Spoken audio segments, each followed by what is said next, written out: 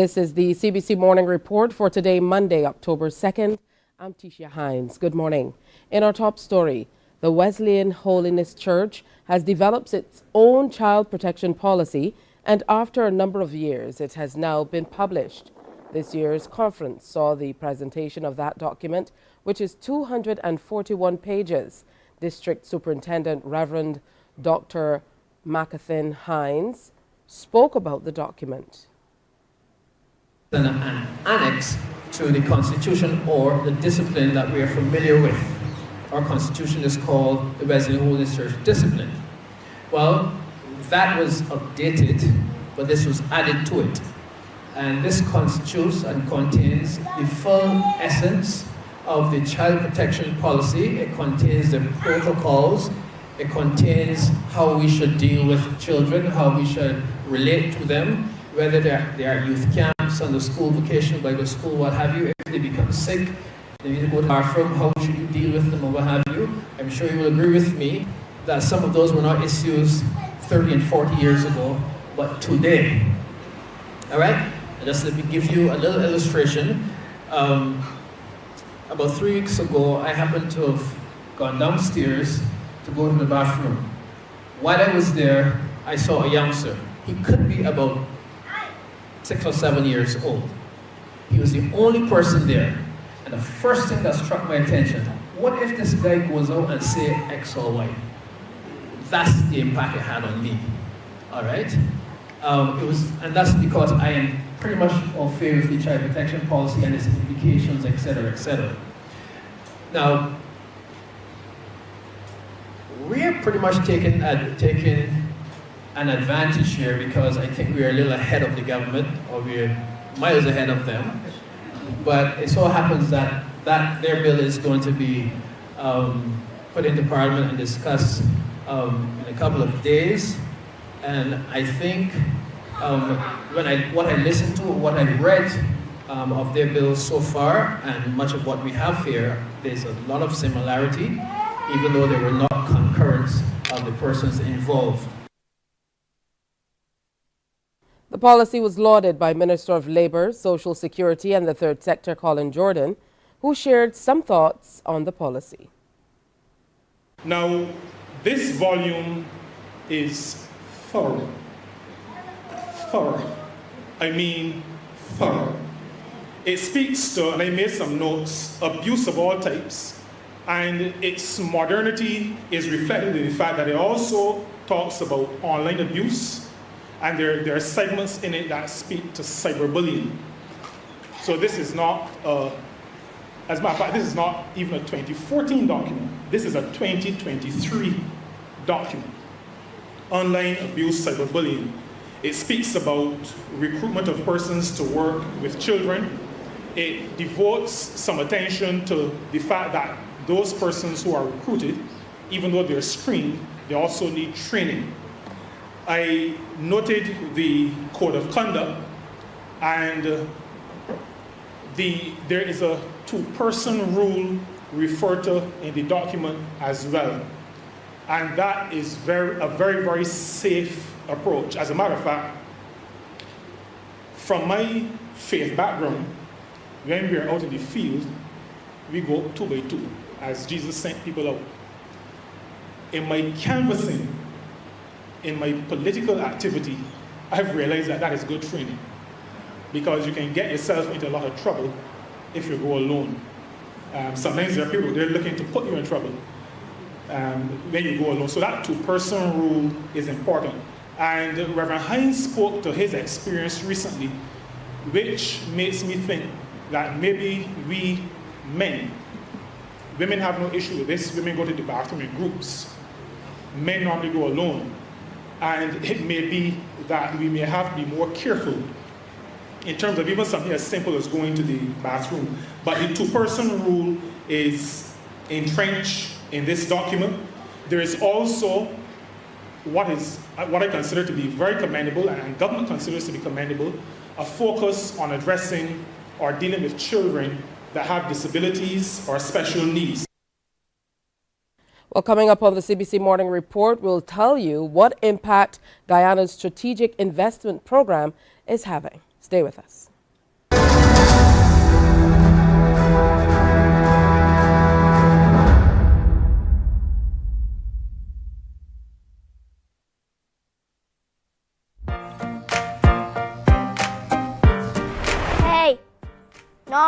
only grown-ups can sing, we can too. So easy on me, baby. I was still a child, didn't get the chance to. CBC TV 8 is having a kids karaoke show just for us. So children between the ages of 5 to 17 come in and join in for fun. Email Nadia Foster at nfoster@cbc.bb. Hear you soon. Bye.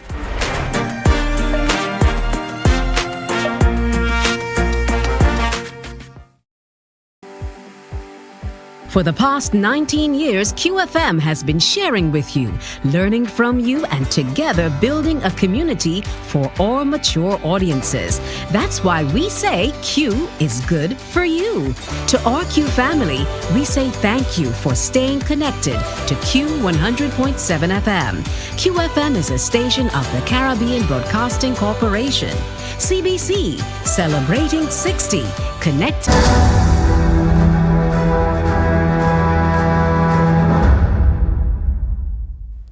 Guyana's Vice President Dr. Barak Jagdeo says the government's strategic investment program is having a major impact on the country's infrastructure and economy. More in this NCN-TV report. The government has employed a strategic investment program and a strong economic philosophy that will see citizens in the country benefiting in the coming years. This from Vice President Dr. Barak Jagdeo while addressing the opening of the West Central Mall in Region 3 on Friday. He knows that since taking government in 2020, they embarked on minimizing the risks for investors and creating a more welcoming business environment. We set about putting together a massive investment program.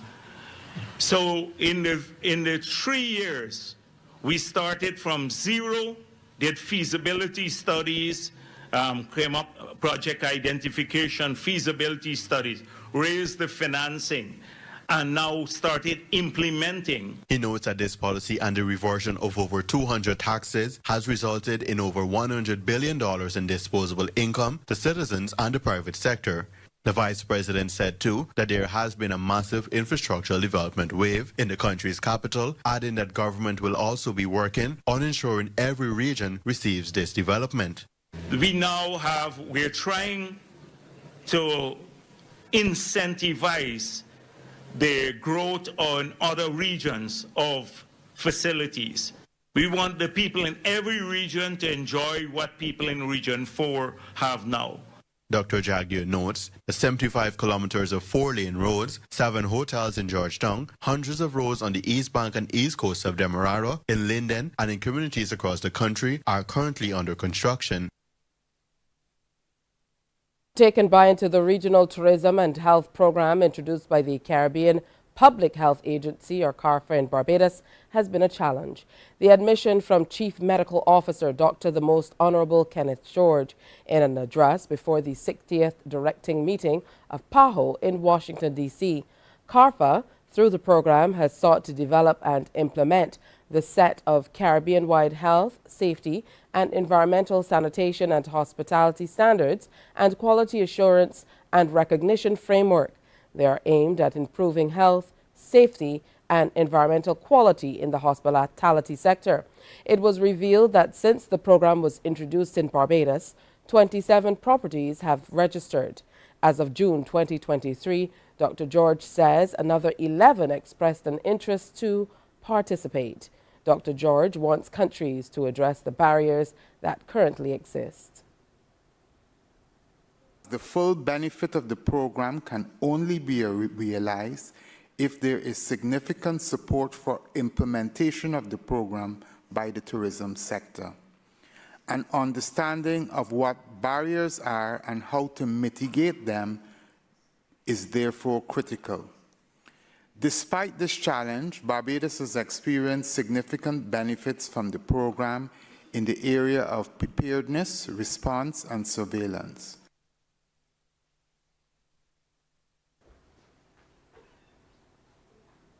Dr. George pledged the Ministry of Health and Wellness support, saying Barbados will continue to participate and to promote the initiative. The success of the Tourism and Health Project was highlighted that both the health and tourism sectors need to strengthen their cooperation and coordination at all levels with a view to placing health high on the tourism agenda. Participation in this program aligns with the resolution CD 49R20 and presents an opportunity for Barbados to rethink health and tourism within the context of and towards a more resilient, sustainable tourism sector and public health system. The government of St. Kitts and Nevis has recalled its ambassador and permanent representatives of St. Lucia to the United Nations nearest Dockery. The move is with effect immediately.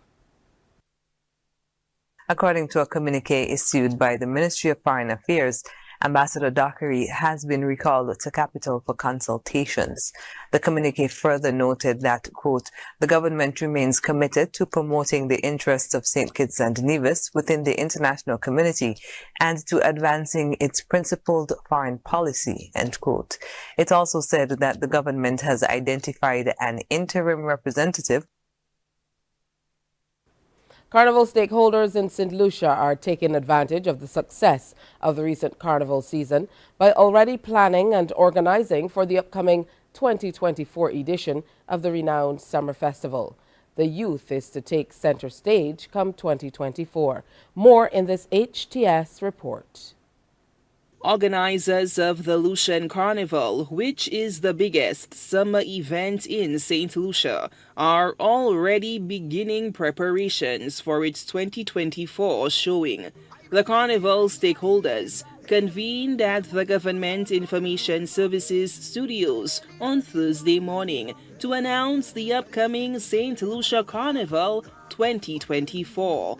On hand was Culture Minister Dr. Ernest Hilaire, who provided insight on next year's celebration.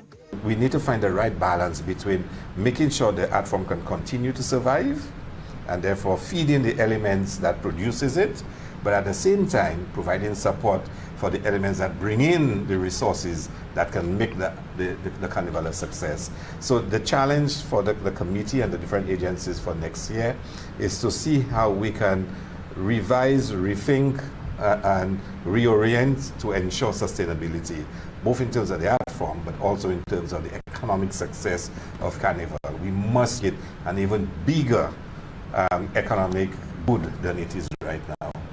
Officials stated that this year's festivities will focus on 4 pillars: national pride, safety, community engagement, and youth development. Next year promises to be even bigger, brighter, and even more breathtaking. An integral part of the success lies in the enthusiastic participation of our youth. So for 2024, we are going to be focusing a lot more on having our youth more involved in the carnival product. It is imperative to highlight that their role as the torchbearers of our rich tradition is extremely important.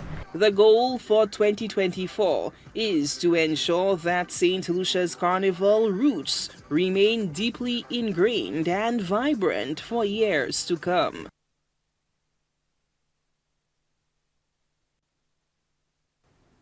The 7 candidates left in the campaign for the Republican 2024 presidential nomination spent their second somewhat chaotic debate attacking absent frontrunner Donald Trump and tussling over issues including immigration. Al Jazeera talked to experts and voters across the country about their thoughts on what's being called a migrant crisis and how this might affect voters in the upcoming presidential election.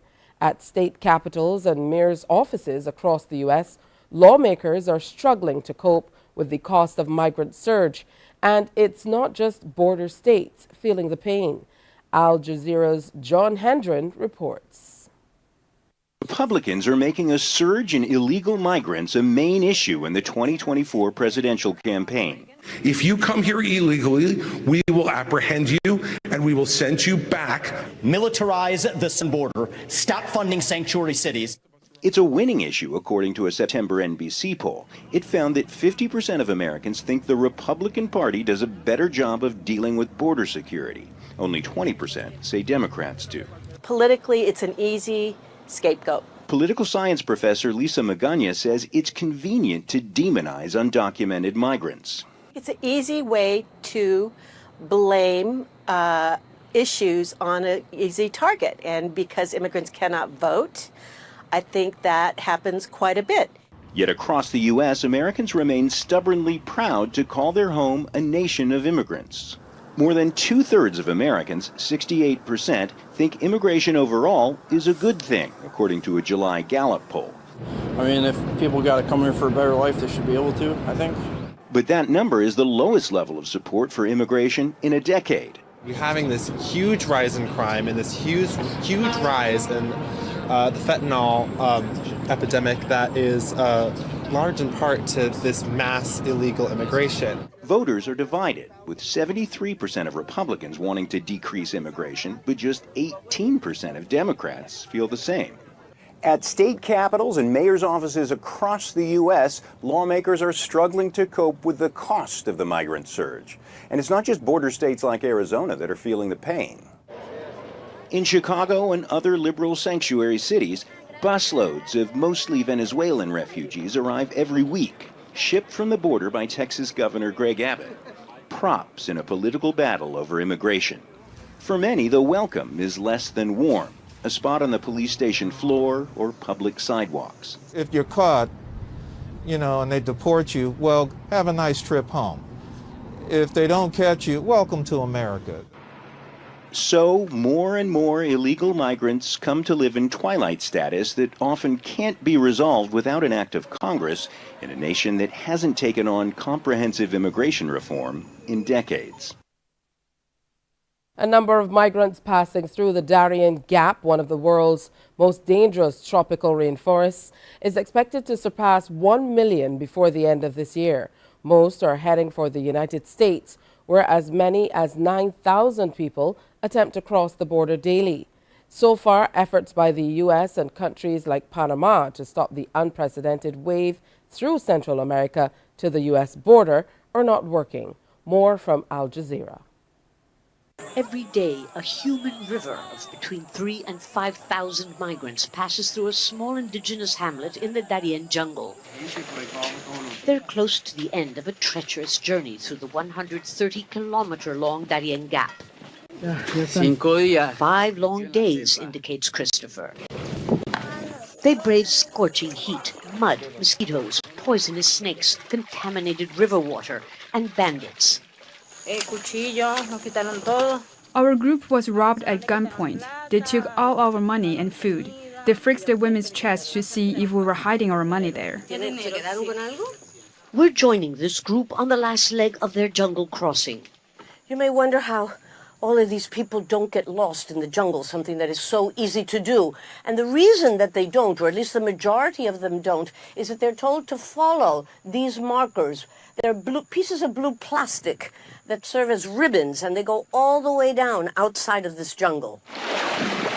Everyone holds hands to improve balance while crossing the river into Bajo Chiquito. Omar Antonio Zambrano carried his handicapped son the entire journey.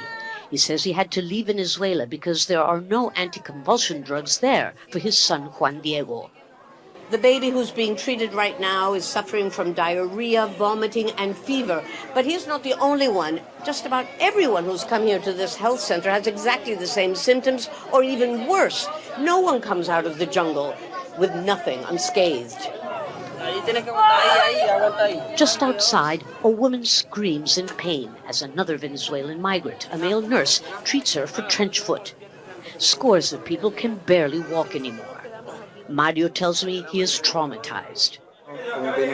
On the way, I saw a Venezuelan woman with her baby die after she fell into the water when she slipped on a rock.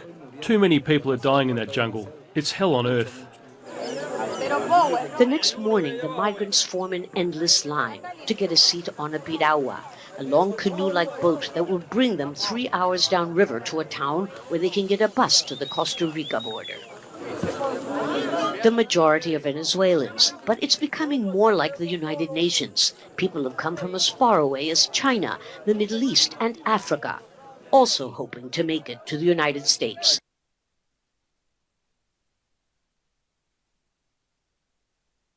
It's time now to preview what's coming up on Morning Barbados.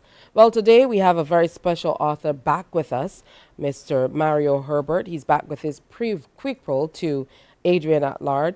Plus, Dr. Dale Brathwaite, naturopath, is in, and we'll be speaking with Dr. Dale Springer, as we talk breast cancer awareness during this month of October.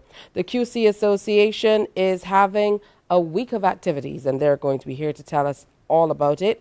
And we're going to connect with Abidjan Afar. That's all coming up at 6:30 on Morning Barbados. But next, we have more news, sports, and weather. Stay with us.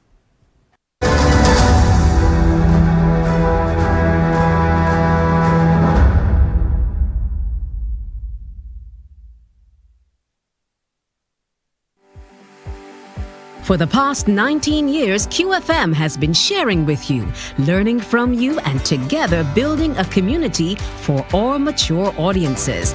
That's why we say Q is good for you. To our Q family, we say thank you for staying connected to Q 100.7 FM. QFM is a station of the Caribbean Broadcasting Corporation. CBC, celebrating 60, connecting Barbadian communities.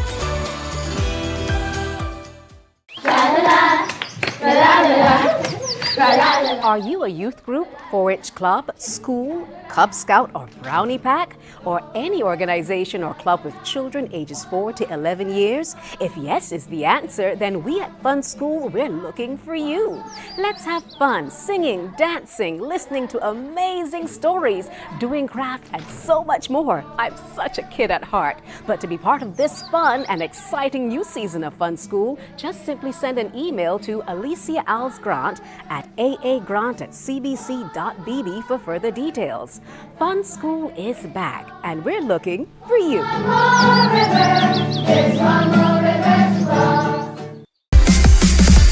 While you go about your business, we go about our business, and that is gathering the news. Stay up to date at CBC News Barbados on Facebook, Instagram, and Twitter.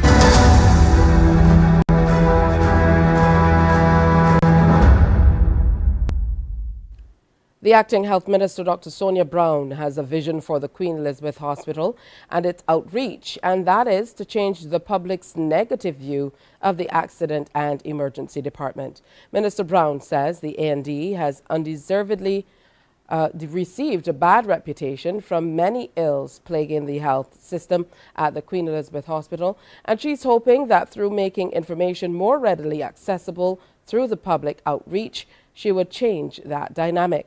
She says hospital waiting rooms worldwide suffer with peaks and troughs annually in terms of patients visiting at specific periods, and this is why it's important for people to understand the importance of the triage system, which has now been put in place. Minister Brown made the remark as the QEH launched an outreach booth and flea market in its adjacent car park at River Road, St. Michael. When I first had responsibility with QEH, one of the things that we noticed was the communication. Patients complained about the communication within the A&E, and the funny thing is, I'll be honest, it extended beyond the A&E, but because this is the first stop for most patients coming into the hospital, A&E is often held accountable for a lot of the ills within the hospital, and this is not necessarily so. Mr. Brown says the QEH offers many services which the public is not aware of, and the outreach is intended to change this. She is, however, optimistic about the public's perception changing, given the recent signs of reduced patient numbers in the A&E department. I think slowly, the public is beginning to understand, as you said, evidenced by the more or less empty waiting room the other day. I think that is also, apart from the troughs, that's also a reflection on how people are getting the information and understanding the information on what belongs in A&E and what does not. And it's going a long way. And we will keep up on it. We will keep up on it because as a doctor, you go through, 7.5 years of training plus more if you specialize. And if it takes us that long, we cannot expect patients on the outside to get it in a day. So the information will continually be being put out. Time now for sports. Captain Hayley Matthews was left stranded on 99 as West Indies women lost the first T20 against Australia women Saturday night at the North Sydney Oval. Sent into bat, the Windies scored a modest 147 for 3 of their 20 overs. Player of the match Matthews was in great touch, but was left 1 run short of a second T20 century, 99 not out off 74 balls. That knock, that included 12 fours and 4 sixes, came in reply to the home side as they eased to a comfortable 8-wicket victory, finishing on 149 for 2 in 13.2 overs. Talia McGrath led the 60 and captain Alyssa Healy 56. Here are the highlights. Flatter, faster, and Matthews very quickly is into position and opens up her 6 account backward of square. Goes Fuller, inside edge, onto the stumps. Brown gets her first for the summer. The Australians get their first. Goes back of a length, full extension on contact. Yeah, well called off the bat there as we see the 50 come up for Hayley Matthews. It's her second against Australia. Picked up really nicely. Across the crease. It's been singles so far until that. Another maximum to Hayley Matthews. Skied.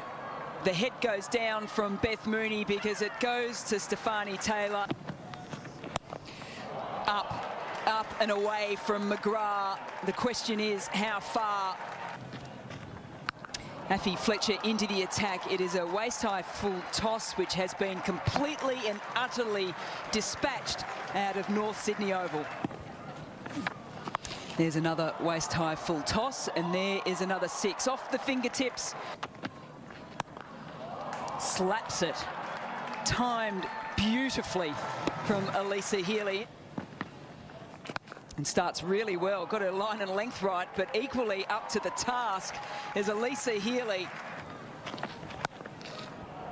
Wants to go again and does exactly that. In and out once again, can you believe it? Gone through the hands and maybe ricocheted up into the face of Campbell.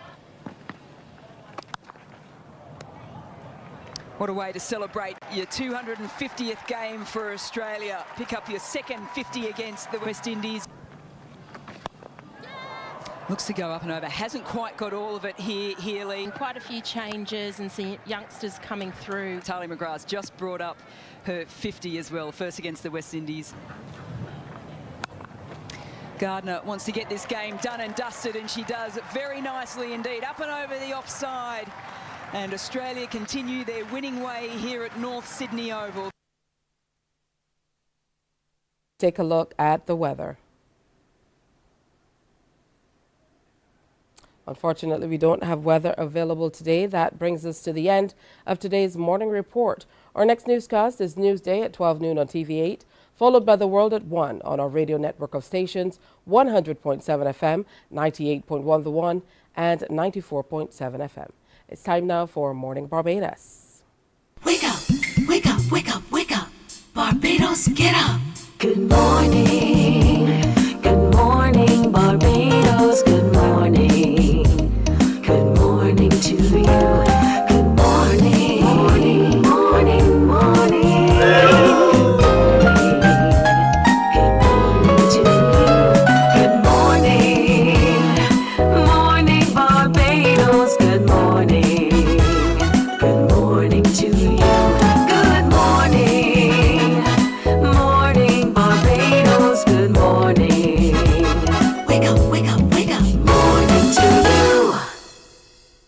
Good morning to you on this Monday, October 2nd. We're into the final quarter of the year already. That means Christmas is in sight. I'm Tisha Hinds. I'll be here with you until 8 o'clock this morning. Certainly hope you had a great weekend. I know you heard all that rain last night. Thunder, lightning. It was frightening.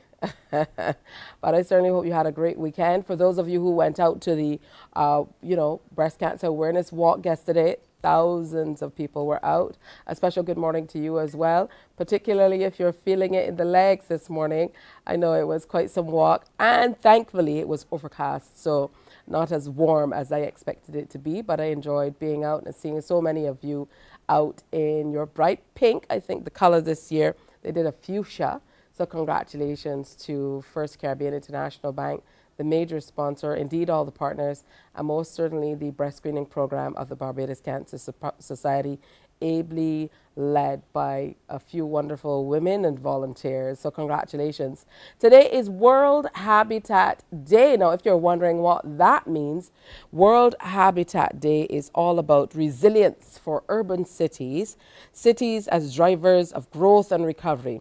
This year's World Habitat aims to convene various city stakeholders to discuss the ways in which cities can be primed for recovery following the global intersecting negative economic shocks of COVID-19 and conflicts broaching the different dimensions of economic slowdown that cities are currently experiencing, and identifying actions that cities can take to boost economic recovery, and sharing experiences among cities on how they're positioning themselves to tackle inflationary pressures and other tight global financial conditions. And we've been hearing so much about bringing people back to our city and so on. So quite timely this is. Make sure you look into it. If you've never heard about it before and you're not sure exactly what it is, it's a good time to take a quick peek so that we're on top of things when it comes to what's happening all across our country. Today is also International Day of Nonviolence, and it's the birthday of Mahatma Gandhi, leader of the Indian independence movement and pioneer of the philosophy and strategy of nonviolence. This year's theme is Actions for Peace, our ambition for the global goals, hashtag global goals. It is a call to action that recognizes our individual and collective responsibility to foster peace.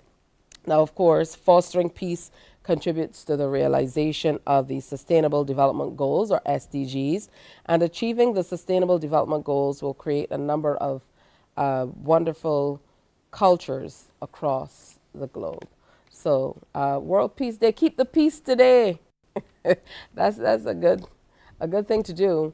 Keep the peace. You know, sometimes in Bajan parlance, it says some people can be a vexation to the spirit. Well, that's in the Bible too. But make sure today you keep the peace, all right?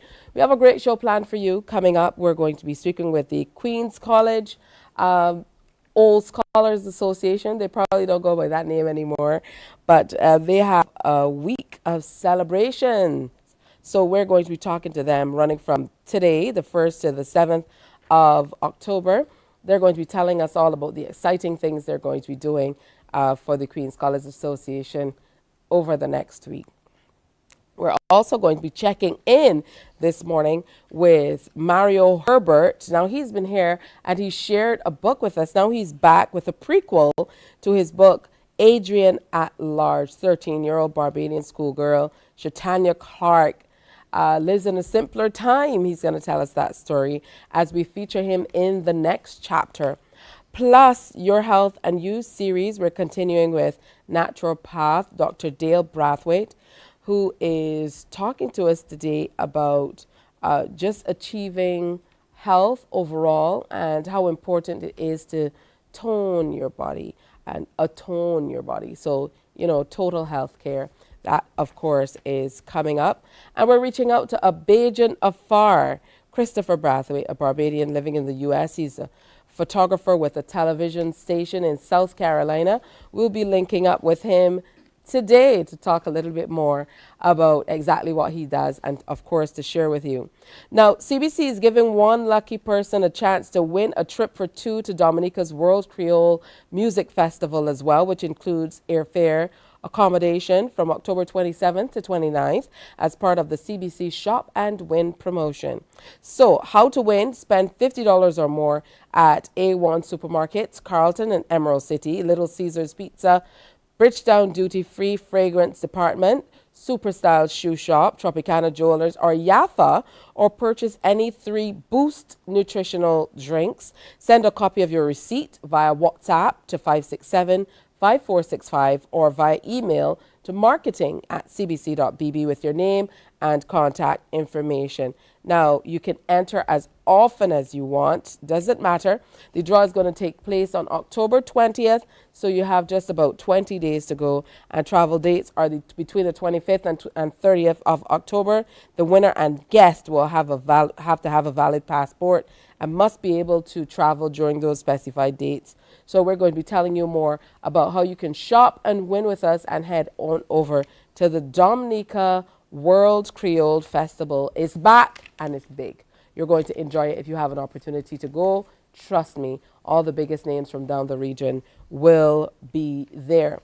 But we're going to get started today with a series that we've been doing for a number of weeks leading up to October, which is Breast Cancer Awareness Month. So it's wonderful to welcome Dr. Dale Springer back. He's Consultant General and Breast Surgeon at the Queen Elizabeth Hospital. And we've been using this opportunity to also help raise awareness about the importance of good breast health. So good morning to you, Dr. Springer. Welcome. Hi, good morning, Tisha. Good morning, Barbados. All right, good to have you with us. Today we want to look at how a patient workout for a patient with breast cancer. So let's get into that. Let's start at the beginning. We know it can be very difficult to get a diagnosis. So let's talk about the evaluation and how that goes and how people can kind of prep themselves. I know sometimes if you know you've gone to get checked and then you get a call to come in, some people are nervous immediately, but how should you prep yourself for things like this? Right. So sometimes the doctor will tell you that it is a possibility, so you know beforehand. If it is a possibility, we normally tell you that. We wouldn't just spray it on you. But nonetheless, nobody wants to get a diagnosis of breast cancer. So when we have a patient with breast cancer, yes, we have to work the patient, but we have to do different tests, etc. But one of the first things we like to do is just check in with the patient, see how they're coping. Is it something that they expected? See what their support system is like, that kind of thing. Because some persons can become very anxious, some persons may become quite depressed, and then they will not be able to do the tests and investigations that we will need to do and be part of the treatment going forward. So that's the first thing we really want to do, check in with these patients.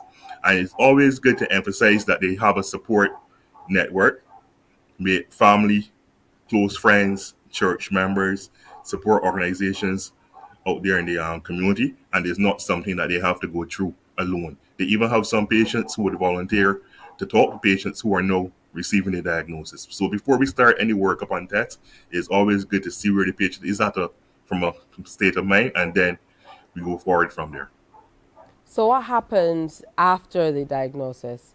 I think that's most important to most people. They want to know what's next.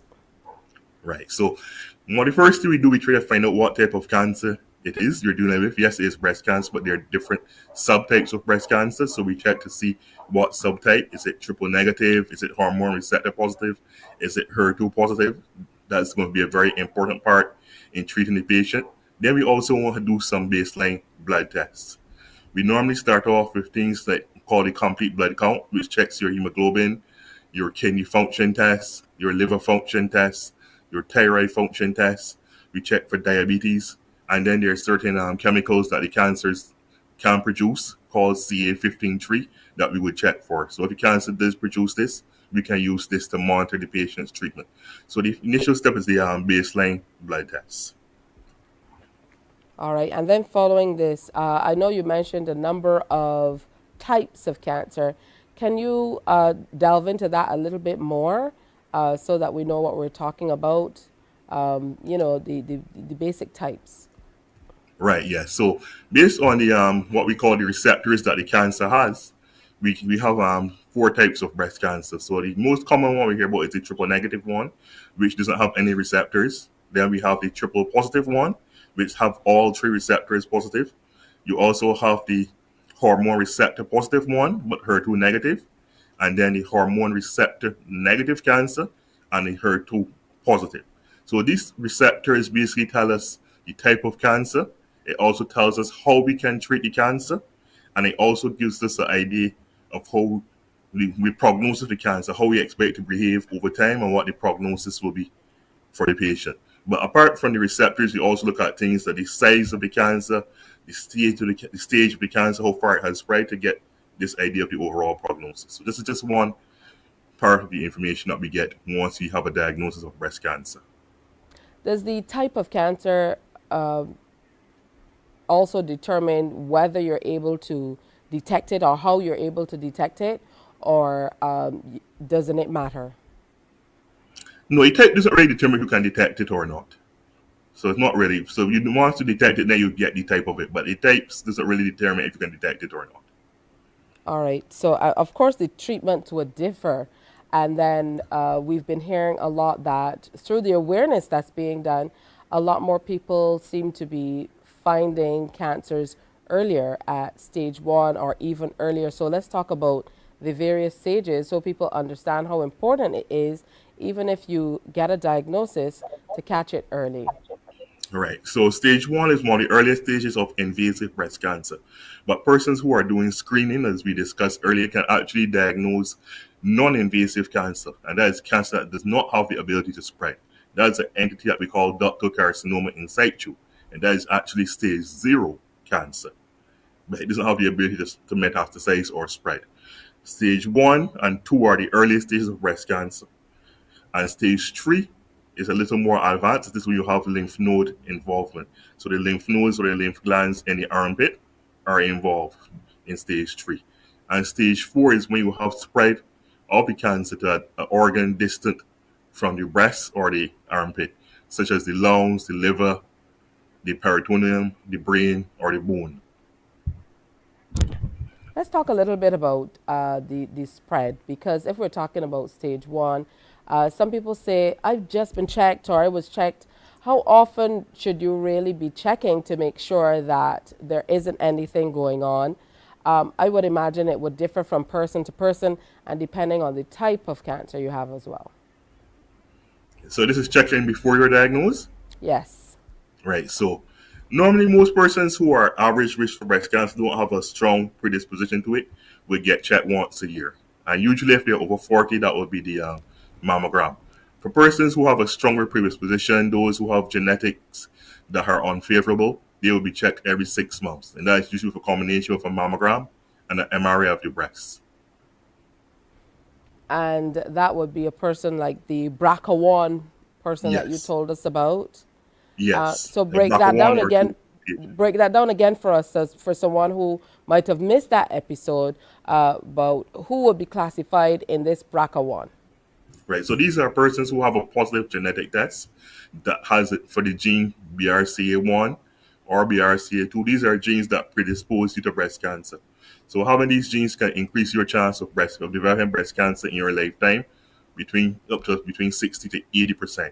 So if you're a person that we detect has this gene, but you don't have breast cancer, we want to have an even closer look at you. So instead of doing mammograms once a year, like the persons who do not have the gene and are average risk, they would have mammograms once a year. But in addition to that, we would recommend an MRI of the breast once a year as well. And we separate the tests 6 months apart, so that every 6 months they're getting an investigation to look at the breast to detect any changes in the breast early, so that we can diagnose breast cancer early in them. Is there a specific way to determine what stage you're at? Right. So staging is determined by a combination of clinical examination, where we examine the patients in our office or in our clinic, and also doing certain staging investigations. The most common staging investigations that we do are the CAT scan of the chest, abdomen, and pelvis. And again, we're looking for any disease in the lungs, the liver, in these areas. In certain patients who have extensive disease when they present, or who have symptoms that could represent spread of disease, which also will check the brain with a CT scan of the brain. And we sometimes check the bones as well with a special test to look at the bones to see if there's any spread to the bones, called a bone scan, a nuclear medicine bone scan. All right, so the most important thing is for people to make sure they check. That's the most important thing at this time. Make sure you check. It's very, very important. And we're going to continue to reiterate that all throughout this month of October specifically, but beyond as well, to make sure that you are checking. It's very important to check on a daily basis. Yes. I would encourage persons who were due a mammogram, but because of life and so forth, they fell behind or they felt something and they kept saying they will get it checked, that this is a good time, Breast Cancer Awareness Month, to get it checked out and see exactly where you stand. Thank you so much, Dr. Dale Springer, Consultant General and Breast Surgeon at the QEH. Always great to have you on today, giving a little bit more insight into after the diagnosis. Thank you. Thank you for having me. Have a great week. Happy Monday and great week to you as well. All right, it's time to take another break. When we come back, we're telling you all about the Queen's College Association and what they have planned. Morning, morning. While you go about your business, we go about our business, and that is gathering the news. Stay up to date at CBC News Barbados on Facebook, Instagram, and Twitter. Get news update on radio throughout the day. And join us for the CBC News Night at 7 every night. CBC News team is on the job and bringing you the news. There is a saying, you can find a Bajan anywhere. Are you a Bajan living abroad? Or do you know of one who has migrated to another country? Well, we at Mornin Barbados would love to have you or them on our Bajan Afar segment. Share your amazing stories, experiences, and how you have adapted to a new culture. Send us an email to morninbarbados@cbc.vb. And together we will travel the world.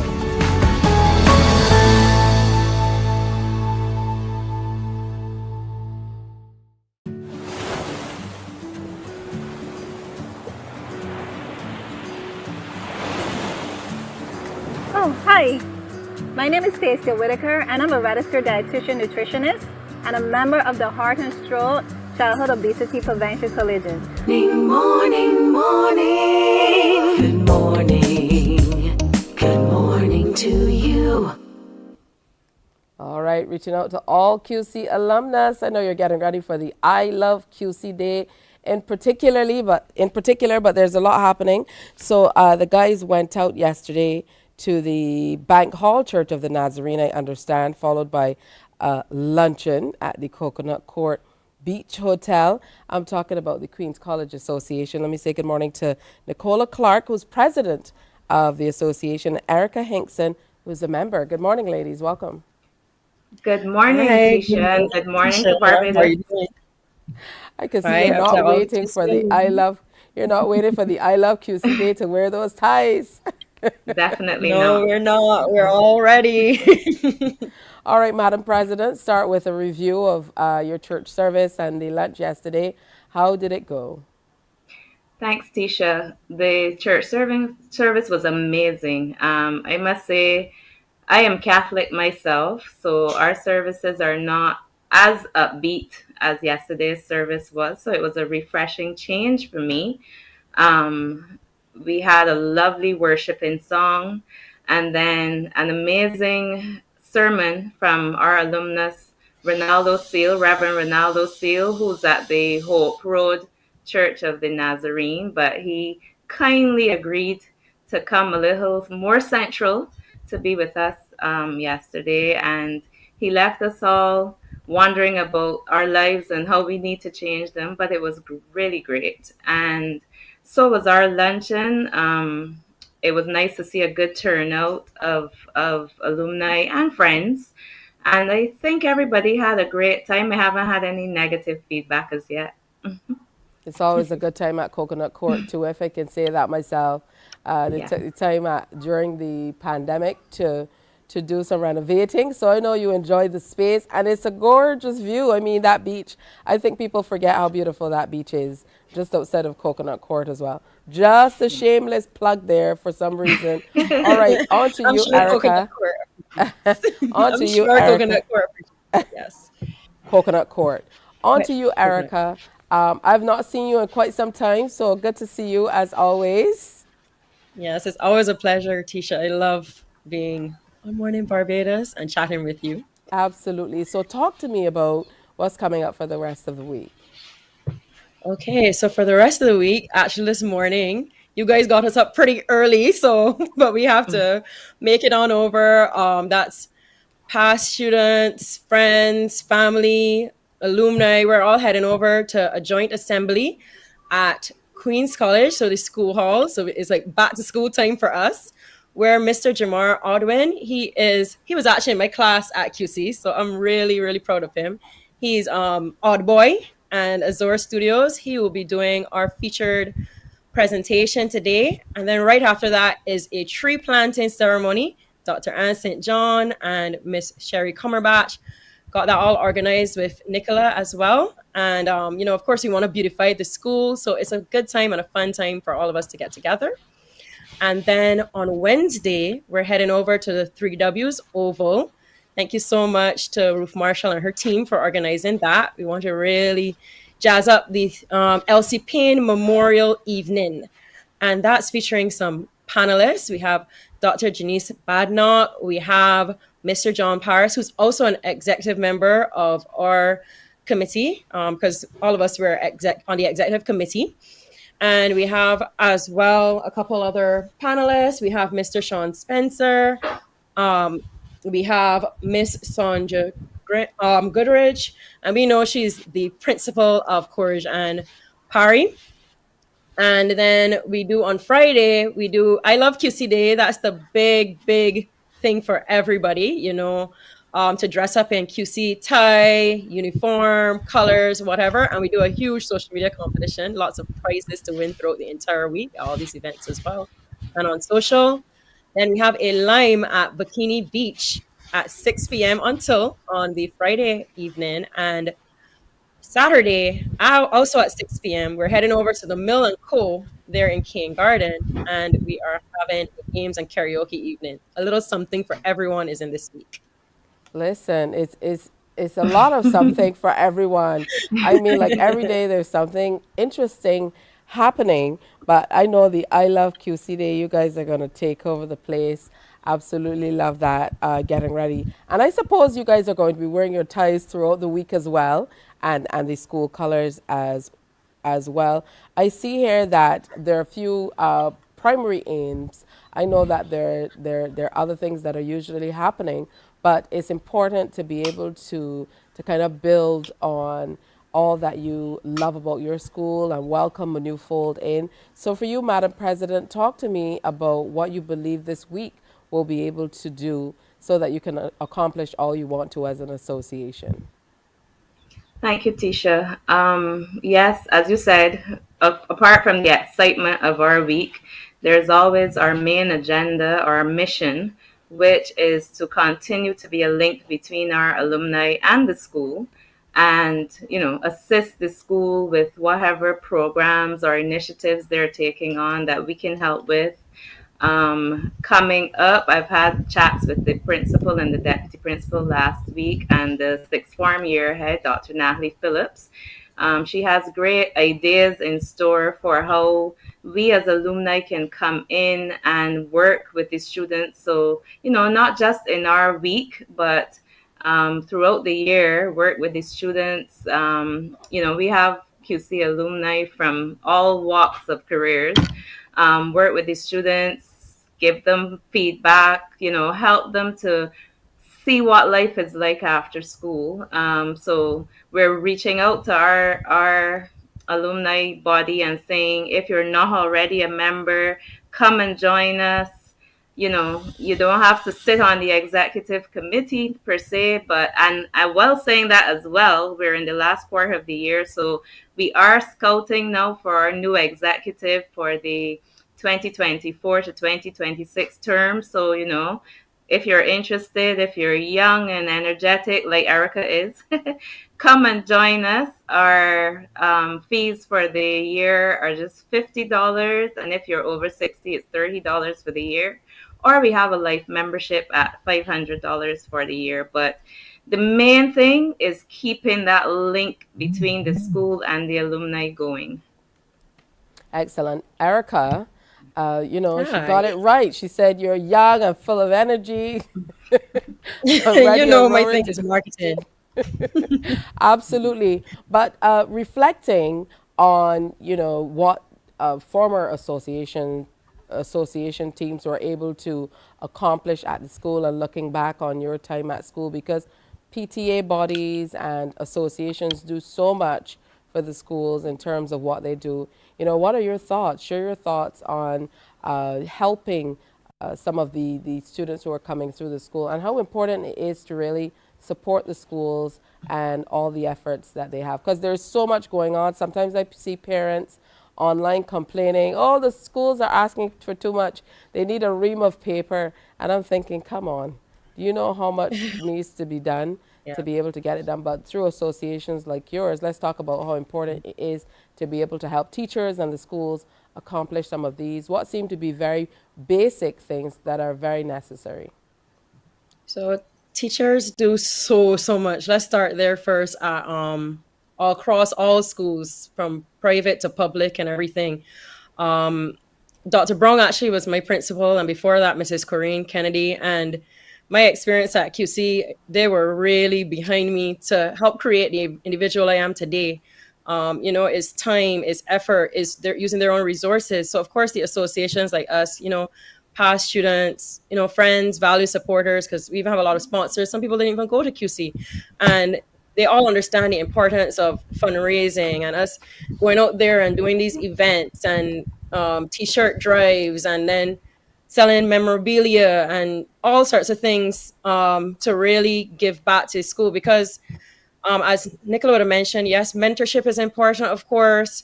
But then, of course, there's always equipment to stay up to date in this 21st century. Digital, we're moving to, the children need access to all of these things. Sometimes you need things like projects, even outside of our committee, and all the give back QC with the pavilion, and then with the benches and beautifying. And then, of course, a lot of people don't realize that there are alumni that went to QC who may not be doing that well financially. So we do support in what ways we can financially and social care wise, and hooking up people with resources so that they can move through life to continue to grow stronger.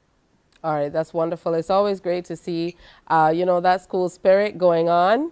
So you have a lot catching up to do, though, because I must tell you, some other people, they're planning to wear their ties this week, but we don't know. Blue and red and white all week. So let's run through the activities one more time before we go. Today, a joint assembly. I'm sure you're going to enjoy that. Tree planting over at the school in Husbands. On Wednesday, there's the Elsie Payne Memorial Evening at the University of the West Indies. There will be a panel discussion. Friday, October 6th, I Love QC Day. On social media, to wear your tie, your uniform, and of course represent for your school colors. You're calling my name because on Friday there's a line at Bikini Beach. Yes, let's get this party started. And then on Saturday, games and karaoke at the Mill and Company, Lot 3 Cane Wood Industrial Park over in St. Thomas. So there's lots to do, but most importantly, wear your colors and represent for QC all this week. Thank you so much, ladies. I wish you the very best. Be sure to check in and let me know how everything goes. I'll be stalking your pages so I can see all the great photos and figure out how everything is going and hear how things turn out. Thanks for coming in.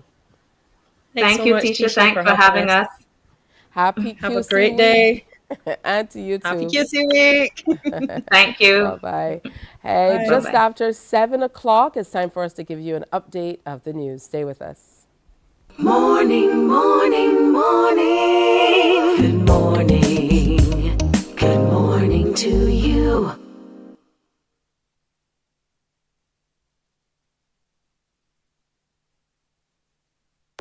Enjoy movies, soaps, drama, comedy, inspiration, education, music, and more. You get it all when you get MCTV, because MCTV gives you more. The facts say Morning Barbados reaches an audience of over 50,000 and Newsnight reaches over 56,000. It's simple. When you advertise, you're getting your message to over 50,000 of your potential customers. Make the call to CBC Sales Department today and watch your business grow. Contact us at 467-5559 or email marketing@cbc.bb.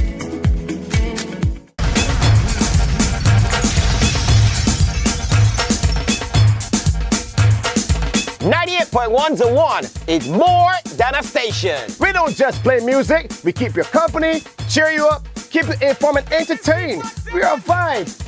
What do you mean?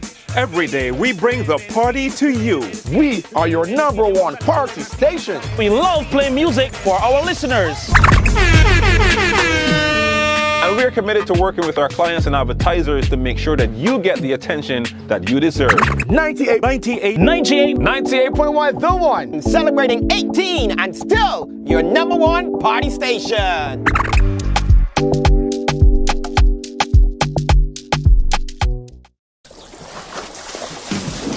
From the beautiful shores of the gem of the Caribbean, Barbados, home of the amazing Harrison's Cave, the tantalizing Oystins Bay Garden, our historic garrison, the indigenous road tennis, and the friendliest people in the world. We are 94.7 FM, the ultimate Bajan experience. Hi. Morning, morning. Good morning. Good morning to you.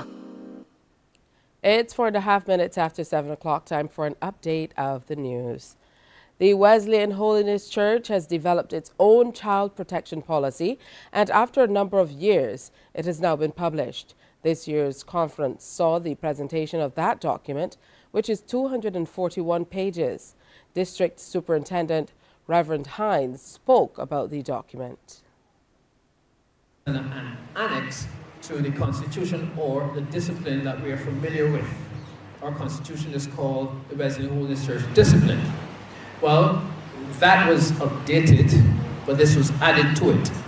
And this constitutes and contains the full essence of the child protection policy. It contains the protocols.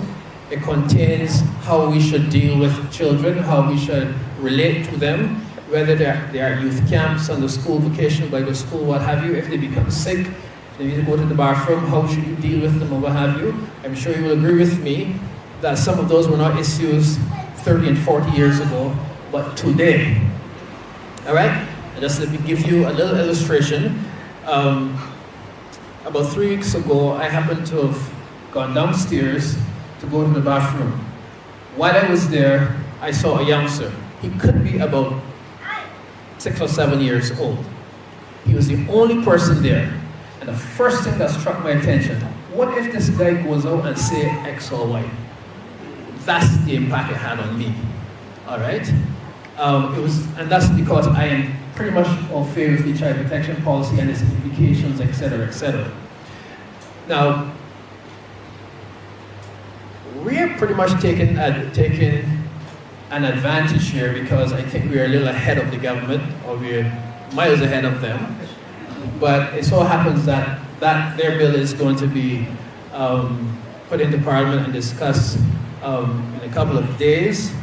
And I think what I listened to, what I read of their bill so far, and much of what we have here, there's a lot of similarity, even though there were not concurrence of the persons involved. Well, the policy was lauded by Minister of Labour, Social Security and the Third Sector, Colin Jordan, and he shared some thoughts on the policy. Now, this volume is thorough. I mean, thorough. It speaks to, and I made some notes, abuse of all types, and its modernity is reflected in the fact that it also talks about online abuse, And there are segments in it that speak to cyberbullying. So this is not, as a matter of fact, this is not even a 2014 document. This is a 2023 document. Online abuse, cyberbullying. It speaks about recruitment of persons to work with children. It devotes some attention to the fact that those persons who are recruited, even though they're screened, they also need training. I noted the code of conduct, and there is a two-person rule referred to in the document as well. And that is a very, very safe approach. As a matter of fact, from my faith background, when we are out in the field, we go 2 by 2, as Jesus sent people out. In my canvassing, in my political activity, I've realized that that is good training, because you can get yourself into a lot of trouble if you go alone. Sometimes there are people, they're looking to put you in trouble when you go alone. So that two-person rule is important. And Reverend Hinds spoke to his experience recently, which makes me think that maybe we men, women have no issue with this. Women go to the bathroom in groups. Men normally go alone. And it may be that we may have to be more careful in terms of even something as simple as going to the bathroom. But the two-person rule is entrenched in this document.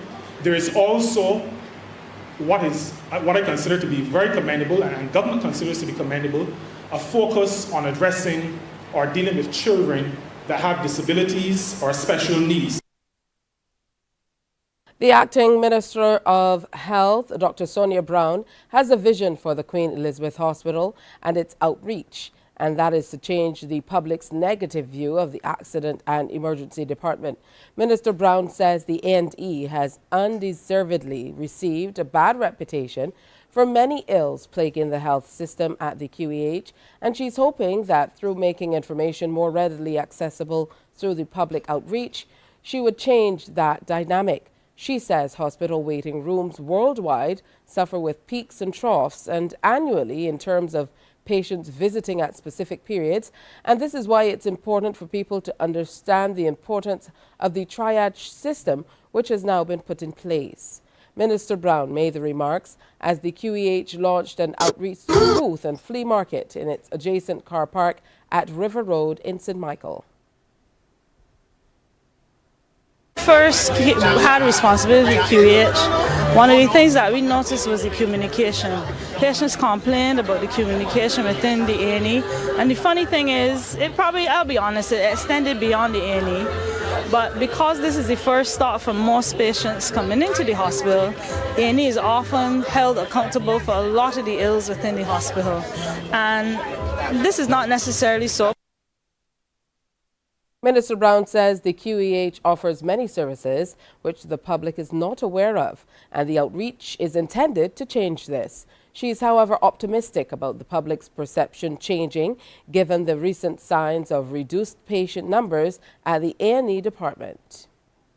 I think slowly, the public is beginning to understand, as you said, evidenced by the more or less empty waiting room the other day. I think that is also, apart from the troughs, that's also a reflection on how people are getting the information and understanding the information on what belongs in A&E and what does not. And it's going a long way. And we will keep up on it. We will keep up on it because as a doctor, you go through 7.5 years of training plus more if you specialize. And if it takes us that long, we cannot expect patients on the outside to get it in a day. So the information will continually be being put out. Our next newscast is Newsday at 12 noon on TV8, followed by The World at 1 on our radio network of stations. Morning Barbados continues after this. Stay with us. Morning, morning, morning. Good morning. Good morning to you. We enjoy a game of dominoes and singing karaoke. I just love Creole. When you love me just a little bit longer. You get to relax and have a drink and listen to some nice music. It's something different. It's spectacular. It's fabulous. You know, it's a different feeling altogether. I never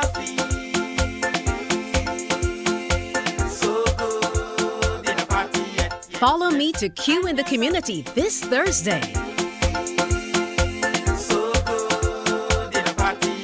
You know why? It's summer vacation, and CBC TV8 says laugh a little. Your mid-mornings have now included some family-friendly, side-splitting series like The Partridge Family, Benson, and Designing Women. TV not to be missed this vacation. Weekdays from 10 a.m. on CBC TV8.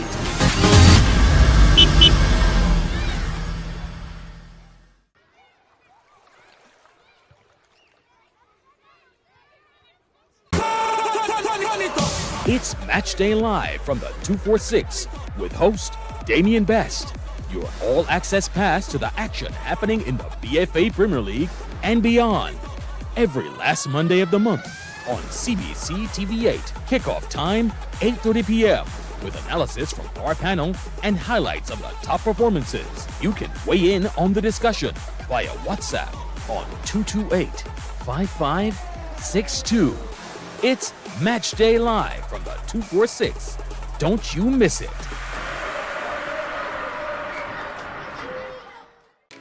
My friend, you don't plan to get it. Oh, Barbados. Hey. Morning, morning, morning. Good morning. Good morning to you. All right, so welcome back. 14 minutes after 7 o'clock. I'm peeking at the clock. You know how it goes. It's over there for some reason. But welcome back. Good to have you on this Monday. I know how it goes on Mondays, particularly if it's raining. We had lots of rain yesterday. So if you're wondering what I'm holding in my hand here, it's the latest release from Mario Herbert. This one is called Shatanya. Now, I don't know anybody named Shatanya, but Shatanya sounds like a young girl having a good time. That uniform and everything. So welcome back, Mario. You're an author with, you know, very interesting eye, a multifaceted author, really. And, you know, you love real life, especially in the Caribbean. So your books are filled with color and experiences, and they're fueled by great fiction, but I would imagine some of Caribbean life as well. Because just looking at, you know, the imagery here, it is so amazing looking. So let's start at the beginning, because you now have five books. That's an amazing feat. So congratulations. So tell me where you started with these stories. Okay, so what would have happened is that I did a writer's workshop in 2007, and in order to pass this workshop, I needed to submit a short story. So the short story was handed in, everyone loved it, and that's what am I going to do with it? That ended up becoming Adrian at Large. It took me until 2019 to really say, okay, I have a work that is great. I can make it greater if I just add more on it. And details just kind of tell themselves after that and lead to a larger world. Right. Oh, that's excellent. So talk to me about the story itself without giving too much away, because we want people to read. But tell me how this story came to you. So Shatanya, she started as a character in the Adrian books. And yeah, she was one of those characters that was just enjoyable because she's so Barbadiana. If there is a word Barbadians say the wrong way, you can be sure she says it the wrong way. So she is a horse spittle kind of girl, you know. So she was so enjoyable to write that it reached a point where she wrote herself. In any given scene, in any given situation, I already knew exactly what she would say. So I had created like a backstory of how she got like where she is, it was never really something that was fully expounded in the Adrian books. So it kind of made sense to let us take this really snarky, confident Barbadian bashment school girl and let's humanize her and let's show you the person behind the snark and what really causes that. So she's just turned 13 years old. And like most of us, when we hit our teenage years, she's kind of now transitioning to become a grown-up, but isn't there yet. She isn't a child, and she doesn't want to be seen as a child. So she has to now navigate. How exactly do I be seen like as a more mature person, even though I'm not fully grown up? Where exactly do I draw lines where I am still part child but part grown? And that leads her in some fairly interesting and at times dangerous adventures where she doesn't figure out where she should draw the line and fall back. Right. Well, what do you hope these books can do for Barbadian youth, Caribbean youth, at large, no pun intended, but what do you think being able to open a book and see people who sound and look like them and stories that they might be familiar with, what do you think that can do for young people reading these stories? It can be very empowering to be able, firstly, to see yourself in what you read, but then also the life lessons that are contained. There are 3 short stories in every book, and the aim is always to bring out some lesson that either myself or folks that I know would have learned the hard way, make those lessons entertaining. But in you being entertained, I am hoping that I am able to actually save somebody from having to learn certain things the hard way. Right? So yes, please, life lessons. A different way of teaching. I love that. So can we look forward to seeing Shatanya and Adrian and many of the other characters on the screens sometime soon?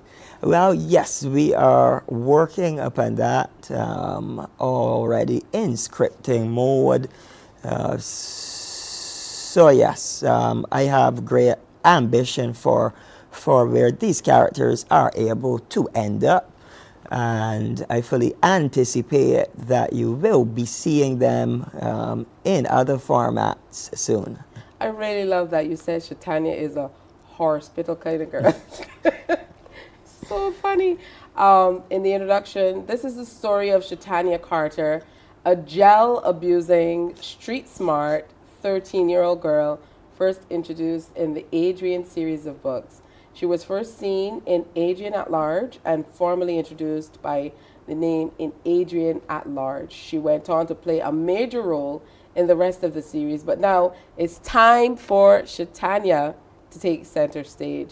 Intriguing adventures and painful lessons await you in the stories that follow, which all predate the events of the Adrian series. So talk to me about that, because this now is the prequel, which is so interesting. I think it adds such great dimension because we talk about the Adrian at Large series and we hear about the characters there, but here you are with this character, Shatanya, and what the stories you're telling about her even start before the stories we see in the Adrian at Large book. Yes. So I like to challenge myself as a writer to step into territory I haven't yet done. So having a female protagonist and then telling stories that will go concurrently with what you have already read, that will kind of weave in, and I can show you things here that even though it doesn't require you to read Adrian, when you read Adrian at Large now, there are things here that kind of add context and and make the world richer as a result.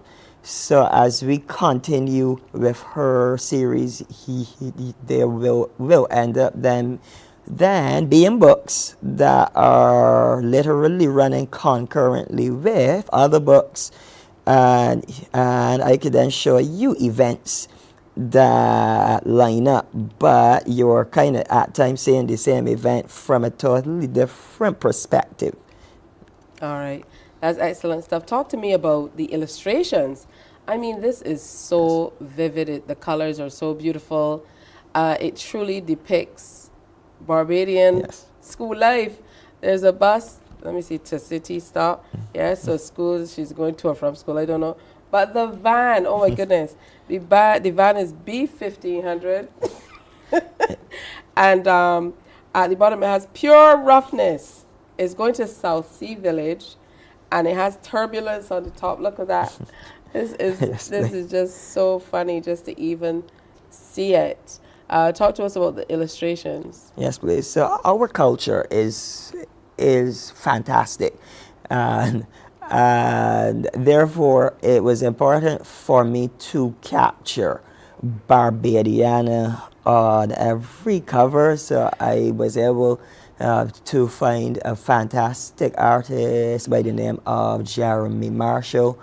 That anything I throw at him, he is able to draw, and we painstakingly use real life reference. So if we are having a van that is on the cover, everything about how it is represented must be accurately Barbadian. Even the acme on it it must be painstakingly accurate.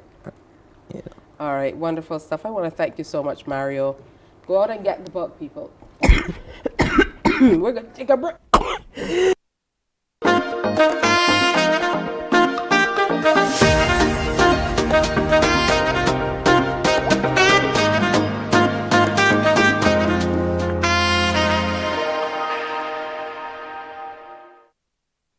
My friend, you don't plan to get it. Oh, Barbados. Hey, I'm KB Clean. Join me 6 a.m. until 10 a.m. right here at 94.7, the best and ultimate Bajan experience. My show is called Bajan to the Bone. Don't miss it, Bajan to the Bone. Weekdays right here and only here on 94.7.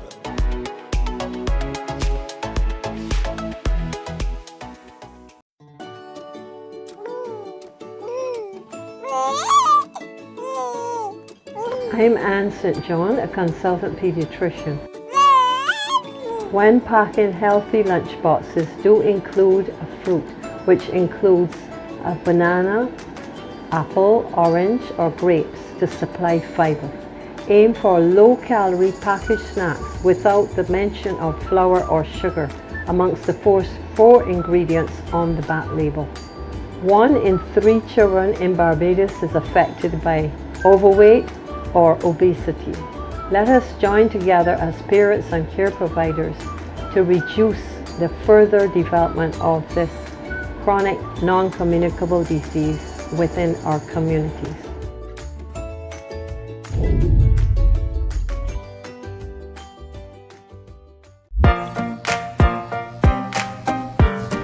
Hey, not only grown-ups can sing, we can too.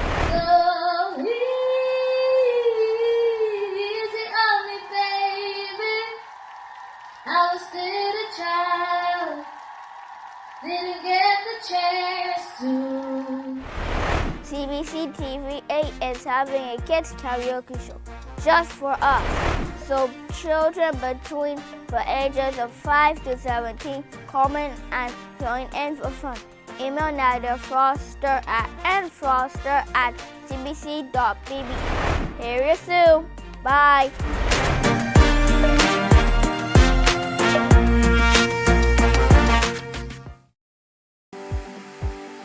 For the past 19 years, QFM has been sharing with you, learning from you, and together building a community for all mature audiences. That's why we say Q is good for you. To our Q family, we say thank you for staying connected to Q 100.7 FM. QFM is a station of the Caribbean Broadcasting Corporation. CBC, celebrating 60, connecting Barbadian communities.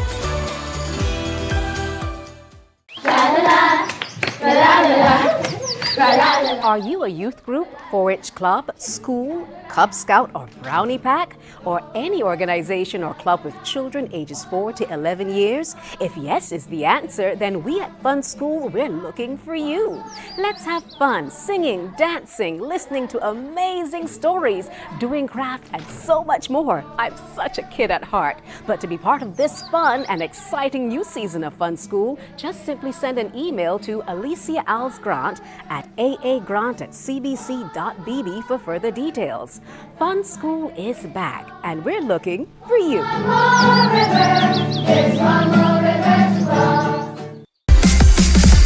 While you go about your business, we go about our business, and that is gathering the news. Stay up to date at CBC News Barbados on Facebook, Instagram, and Twitter. Get news update on radio throughout the day. And join us for the CBC News Night at 7 every night.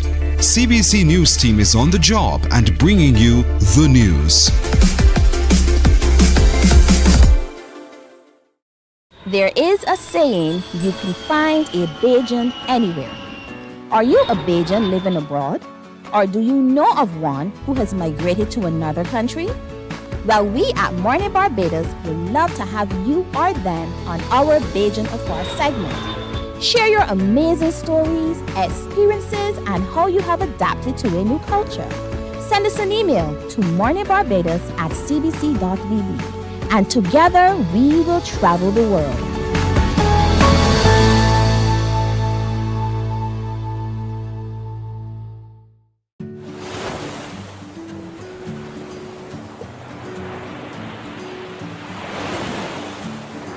Oh, hi. My name is Tisha Whitaker, and I'm a registered dietitian nutritionist and a member of the Heart and Stroke Childhood Obesity Prevention Coalition. My motto is, when in doubt, leave it out, and it goes for when I'm eating, because sometimes things have ingredients that we're not sure of, and I like to keep it simple. And if I'm eating something and I'm not sure the ingredients in that particular thing, then I choose to leave it out. So I keep my snacking simple with fruit, nuts, or just water. It's easy to remember, there's no added ingredients, and it's also very nutritious. So remember, childhood obesity is real, so choose healthier alternatives. And when in doubt, leave it out.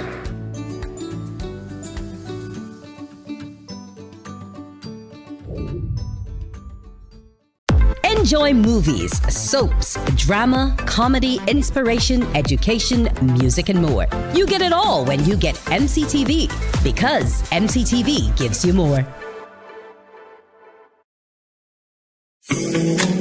The facts say Morning Barbados reaches an audience of over 50,000 and Newsnight reaches over 56,000. It's simple. When you advertise, you're getting your message to over 50,000 of your potential customers. Make the call to CBC Sales Department today and watch your business grow. Contact us at 467-5559 or email marketing@cbc.bb.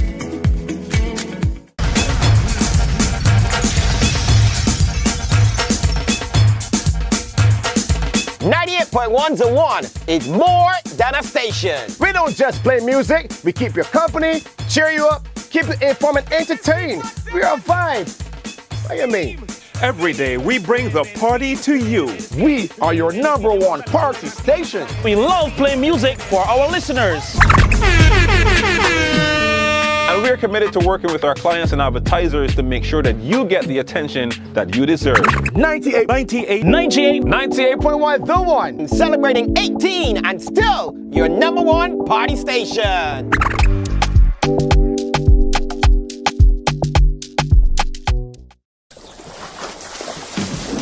From the beautiful shores of the gem of the Caribbean, Barbados, home of the amazing Harrison Cave, the tantalizing Oystons Bay Garden, our historic garrison, the indigenous road tennis, and the friendliest people in the world.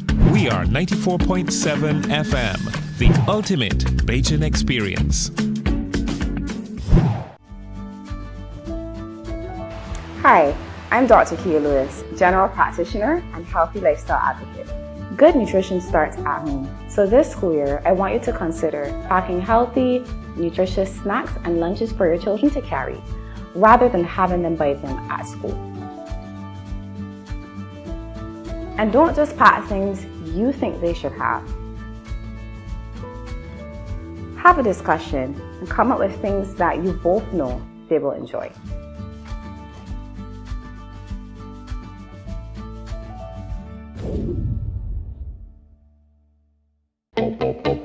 We enjoy a game of dominoes and singing karaoke. I just love Creole. When you love me just a little bit longer. You get to relax and have a drink and listen to some nice music. It's something different. It's spectacular. It's fabulous. You know, it's a different feeling altogether.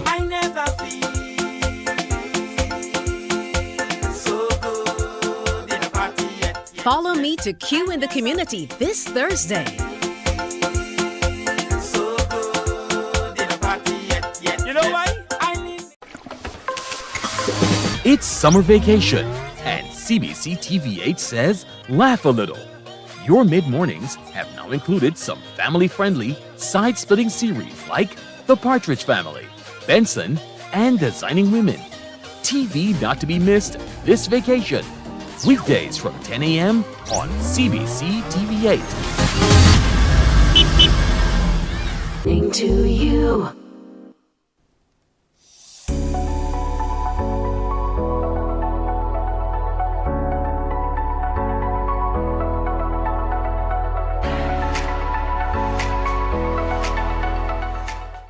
All right, so welcome back. I must tell you, I'm having some problems with sinus issues, and I am attending a doctor to take care of it. So from time to time, you know that I'm a little hoarse, not necessarily my regular voice, but you know, my apologies for a moment ago. Let me go ahead and welcome Dr. Dale Brathwaite, who's a naturopath, and it's pretty interesting that here's where you enter the set. So welcome, good to have you with us as always. Thank you. Good morning to everybody and family. Also, I'm going to try to help our Tisha. All right, so I think it's a good time for us to talk about sinus issues because a lot of people seem to have problems in this area, particularly now where we're battling with, you know, so much happening in the environment. It seems as though it's every day there's something going on, or, you know, there's some flu going around or some cough or what have you. So what are some of the things that we can look at doing to kind of prep ourselves to be able to deal with it? Now, you brought along something, like once I started coughing, like you were on set already with this smoothie that you have here. So what's contained therein? Well, just think about it. Barbados cares for you as you care for us. It is a smoothie that I give to my clients to help with their system, and it is made up of beets, blueberries, strawberries, mixed fruit, and mixed berries. One of the things is that you fully need phytochemicals or phytonutrients in your body. And in this time here in Barbados and the Caribbean, where we have an onset of a lot of heat, we have to keep putting in even more than water. For the purpose of athleticism, with your first 15 minutes of an activity, water is good. After that, you need to put in other things that mimics what is happening to your body and the losses that you're going through. After that, the second 15 minutes, you need to look at your electrolytes, sugars and salts. The third 15 minutes, if my lawn tennis serves me correct, into about 45 minutes, you need to look at amino acids. If we're not doing these things, even without the power of athleticism, we're going to be in difficulty. If you realize it, air condition or air condition not, once you get into the environment, when there's that humid condition or excessive heat, you are perspiring more than normal. As a result, your fuels, your minerals and stuff are basically being overtaxed. As a result, If we're not replacing them, we can be getting things like dizzy, head cramping, immune system has cracked, so you will be having nasal challenges and so forth. If we don't attend to that, then there's a continual decline. Once there's that decline, we begin to break down at our weakest moment or weakest spot. So you would have coughing and so forth. You would have your eye, what we would call natural tears, which are really the salt component in your body has changed, so your cellular activity is behaving a little bit out of sorts, and it's not an eyelash in your eye per se, but your natural body salts are off. So things like okra, celery, onions, you will need to put in, slightly saute your spinach, and you should be quite good. So this then tells us, or tells me, that our diet is not commensurate with the activities that we are carrying on. In our homes, I've realized, for example, this week that the wind direction changed. So yes. You find, not fully accurate which one it was, but living in the Oistins Basin, it will come from as though the Salvation Army area and Oistins are coming up, but it came off the west coast. So therefore, I wasn't getting coolness to the front of the house, so it was coming from the back of the house. So not being conscious of your environment, you find that you'll be doing certain things that are off. So this then would mess us up, because learning new principles or strategies, you have about 4 areas of learning. 1, unconscious incompetence. Conscious or unconscious incompetence, whereby we don't know everything about the thing. And then we got a consciousness that, well, you know, all this involved. So between the unconscious and the conscious incompetence, you sometimes have a difficulty with what we call academic dissonance. Talk to the palm down, what are you talking about and thing. So those two puts you in a place whereby you need a coach. You need accurate information to help you. So those 2 areas define if I'm going to go into fat burning properly, because in our lives, you find you could be skinny like me or pleasantly plump like others. You have a way of saying, man, I know that there or something. But then you go from there into conscious competence. You are aware that I then got the foggiest clue. I got in a few ideas, but you have to get a coach and a support crew to help you through, because where you start to fall or falter, somebody can come alongside you and say, all right, we can try this, we can do that and stuff. So the conscious competence brings us to a place where we can actually perform this thing better. Then, when we get all these things together, what happens is that you go into the unconscious competence, that you're just doing it as though it is your first cousin next. But all these 4 stages you would have passed through. Fat burning brings the same thing, whereby you are able to recognize those 2 hormones that work. One is ghrelin and the other one is leptin. Ghrelin says, hey, give you some food. So you get the little kind of thing in your belly and stuff, and it is opening you up for, give me some food to help me. So in this hot environment, what is happening is that we are calling for things to keep us cool. This is where salads come in. The cucumber, the celery, the onion, even a little. So they keep us cool. They would keep us cool. All right, so we're going to get into some more after this short break. So don't you go anywhere. Stay with us. Morning, morning, morning. Good morning. Good morning to you.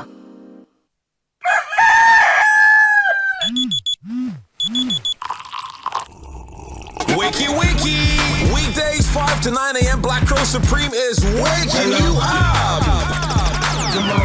Wake up! It's the breakfast party! It's the breakfast party with Black Crow Supreme on 98.1 to 1. For the past 19 years, QFM has been sharing with you, learning from you, and together building a community for all mature audiences. That's why we say Q is good for you. To our Q family, we say thank you for staying connected to Q 100.7 FM. QFM is a station of the Caribbean Broadcasting Corporation. CBC, celebrating 60, connecting Barbadian communities. Hi, good day. I'm Auntie Diane to some of the children in my life. but I'm also Dr. Diane Brathwaite from the Barbados Diabetes Foundation. So it has been shown that consumption of sugar in excessive amounts contributes to diabetes, hypertension, cardiovascular disease, acne, concentration problems, putting on excess weight, and I could go on and on. Do you know that some of your favorite juices, soft drinks, flavored waters contain as much as 6, 10, 12, 17 teaspoons of sugar? 17. 17? I bet you didn't know that 1 teaspoon of sugar is equal to 4 grams of carbohydrates. So when you drink a drink that contains 53 grams of sugar, do the math. How many teaspoons of sugar are you drinking? Give me water instead. Rethink your drink. Morning, morning, morning. Good morning.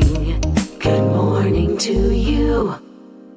All right, so Dr. Dale is still here, and you were into talking about grilling and what it really does for the body. Yes, if as we were on our path of talking about toning, not losing weight, we have all been told we need to lose weight, but that is an intentional term that I would prefer to say it is converted into toning.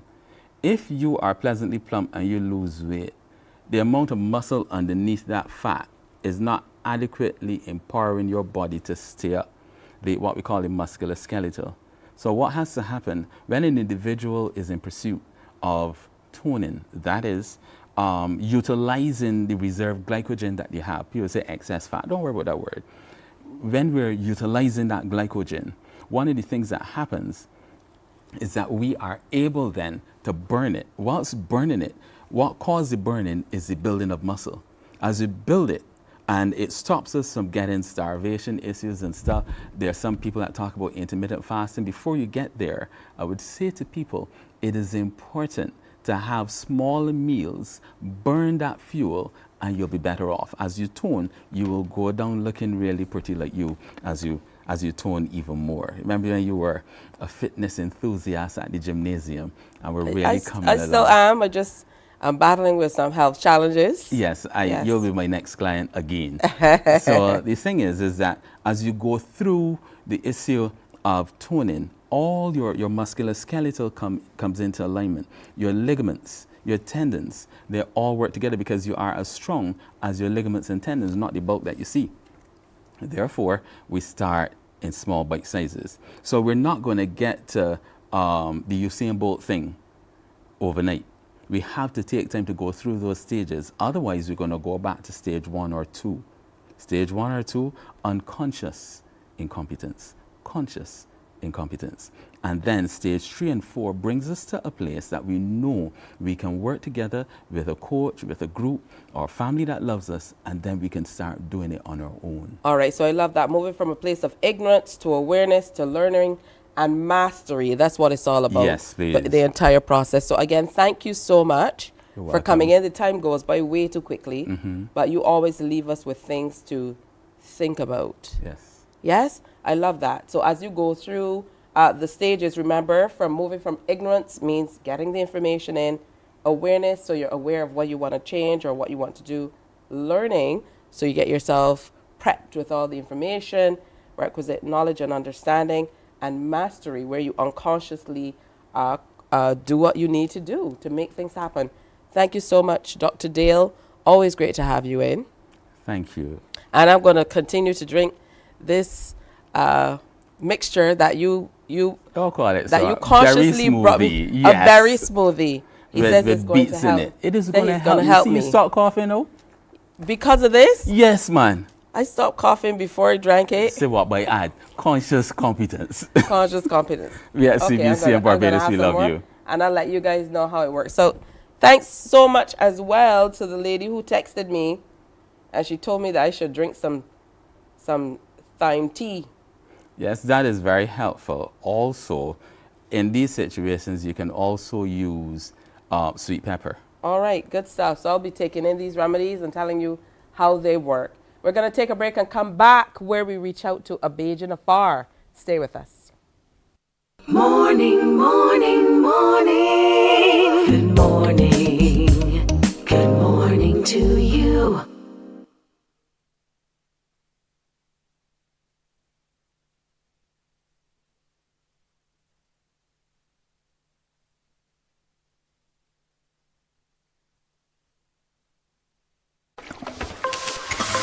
It's summer vacation, and CBC TV8 says laugh a little. Your mid-mornings have now included some family-friendly, side-splitting series like The Partridge Family, Benson, and Designing Women. TV not to be missed this vacation. Weekdays from 10 a.m. on CBC TV8.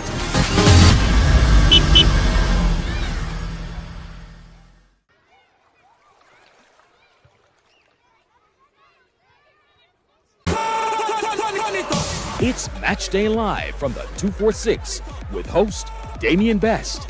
Your all-access pass to the action happening in the BFA Premier League and beyond. Every last Monday of the month on CBC TV8. Kickoff time, 8:30 p.m. with analysis from our panel and highlights of the top performances. You can weigh in on the discussion via WhatsApp on 228-5562. It's Match Day Live from the 246. Don't you miss it. My friend, you don't plan to get it? Oh, Barbados. Hey, I'm KB Clean. Join me 6 a.m. until 10 a.m. right here at 94.7, the best and ultimate Bajan experience. My show is called Bajan to the Bone. Don't miss it, Bajan to the Bone. Weekdays right here and only here on 94.7.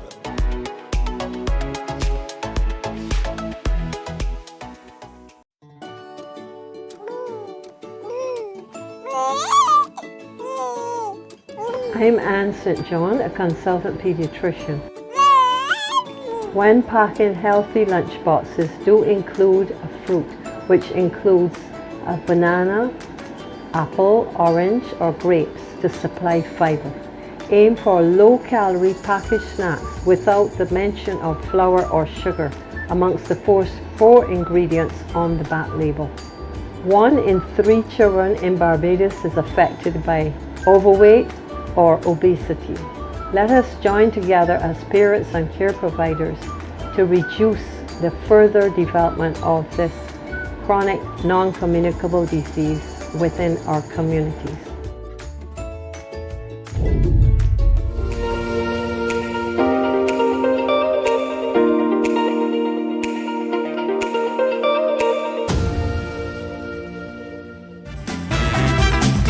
This month we are celebrating 70 years on the air here at WLTX. The station first signed on back on September 1st in 1953. That is wild to even think. So this week we're having a good time taking a look back at all of our fun WLTX history. And since today is Labor Day, we want to celebrate all the behind the scene folks who we love so much and do so much to make every newscast possible. You see us, but we're not the most important people in this building. The least of them. A lot of the most important work at WLTX goes on behind the other side of the camera.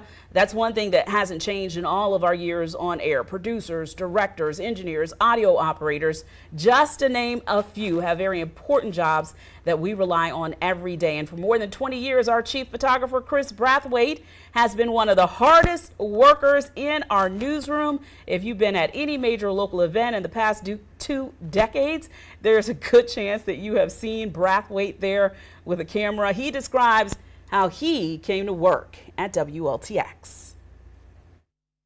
When I was in college, this was the one station I watched, watching Bob on sports, watching Dolores, Trenell Moore. They came to speak to us at Claflin, and that was something that I said that I wanted to do. Got an internship with the Olympics in Atlanta, and I wanted to work in TV at the time. So, LTX was the first thing that came to mind because, I lived down the street from the station at the time after college. So, you know, I used to always pass by. I saw the transition from the old building to what we have now. And I remember I keep saying that, you know, I'm going to work there one day. And now here I am, the chief photographer. So, you know, you work hard at it, it can happen. Well, Chris says his favorite story he's covered so far in 20 years is the 2017 total eclipse from Segra Park. Chris Brathwaite is a friend to all. Darcy and I both adore him. Just to talk a little bit more about Chris Brathwaite, one of my favorite things about working with people who have worked here for so long, and again, these are the behind the scenes folks that you don't ever get to see, is that Brathwaite's name holds as much weight as anybody that you can imagine in TV news. I can call an elected. All right, so that's telling you all about Christopher Brathwaite and his work in television, and he joins us this morning to talk to us some more. Good morning and welcome.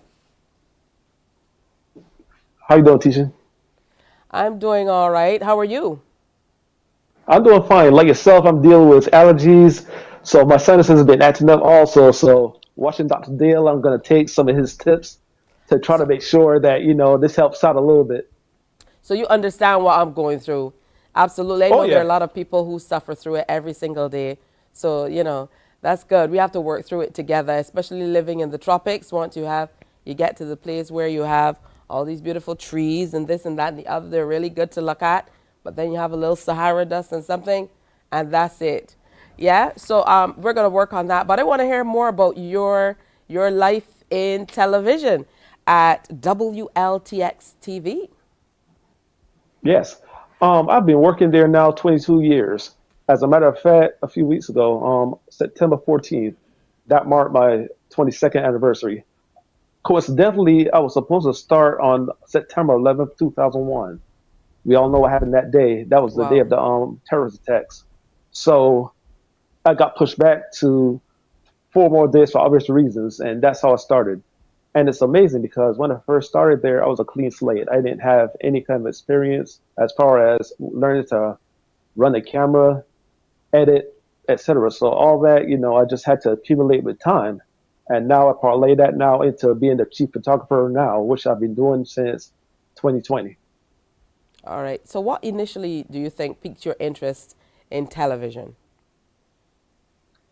Coincidentally, when I was younger, and a lot of journalists will say this, but my teachers used to always tell my mother that I talk a lot. So, you know, that kind of helped started it. And also, I just wanted to help people. And that was my major in college. I got a job in the Olympics. That kind of helped as far as, you know, experience covering worldwide events, being on a large table, I'm sorry, my brain just locked up. But yeah, as you know, being part of the Olympics. So I just used that and went on. It took a little bit of time, but it still worked out to get to where I am now. That truly is excellent. And I saw in that clip where they were featuring you, they talked about some of the interesting things that you've been able to do through the years. I want to talk now, though, about your Beijing connection. You moved away from Barbados at a pretty young age. So talk to me about that and still staying connected to Barbados. Yeah, I moved away when I was 11 years old. I was homesick for about 5-6 years, but pretty much my family, you know how it is with Beijing. We're very proud. You know, when you walk in my house, first thing you see is that Beijing flag. So, and with the name Brathwaite, everyone always asks where I was from. So, you know, then as time went on, everyone, you know, that knew me as, you know, Beijing Chris. So I just pretty much everything that I learned. I went to school at Carrington Village primary when I was younger, and everything that I learned there as far as hard work and, you know, motivation, I use that to, you know, to this day right now, you know, some 40 years later. And you're 3-time Emmy nominated. You've also won a number of other awards in the television arena in the U.S. Talk to us about the work you've done and the path you've taken in getting to this place. Quite admirable. Yeah, I first started on weekend audio, and you know, technology keeps changing every day, so I had to adapt to the technology. And then I used that to first start as being a morning photographer, which, you know, like yourself, Tisha, I start early in the morning and went out, you know, if we did a lot of live shots, we did a lot of stories. It was a lot of fun stuff, but then also there are a lot of hard stories as well. And right now, you know, I can remember I've covered 4 different presidents that visited South Carolina. I've also covered a lot of different, you know, events. You know, just this past year, I'm not sure if you heard about the Alec Murdaugh trial that happened here. So I spent 6 weeks covering that. But basically, that all the hard work that I still use to this day, learned from growing up in a Bajan household. Oh, that truly is excellent. Talk to me about how you keep the connection to home, though. Are a lot of the relatives still here? I know the Brathwaite name is a popular one. The guest just before was a Brathwaite too. He might have been your relative. Yeah. Possible, yeah. I still have an aunt, Francine, 2 uncles, Rodney and Cecil, cousin Cecilia, you probably know her.